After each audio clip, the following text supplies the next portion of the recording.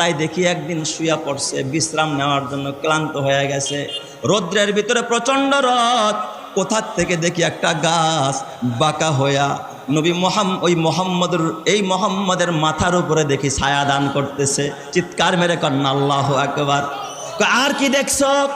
ও খাদিজা, আমি দেখেছি মোহাম্মদ যখন আপনার ব্যবসায়ী মাল মার্কেটে উঠাইছে, মালের কোয়ালিটি তেমন ভালো না, কিন্তু মোহাম্মদরে দেখছি মালের মধ্যে যখন হাতটা বোলায়া দিছে, একটু হাত দিয়া মালের মধ্যে নাড়াচাড়া দিছে, দেখি বাজারের সব কাস্টমার আর কোনো মালের দিকে না যায়া এই মাল কেনার জন্য তারা সিরিয়াল লাগাইছে।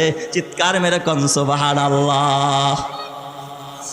এটা শুধু তাই না, মোহাম্মদ যা করতে চায় ও চিরে সহজে হয়ে যায়। মা খাদিজার আর বুঝতে বাকি নাই এর ভিতরে তো অলৌকিকতা আছে। হতে পারে এই লোকটাই আখেরি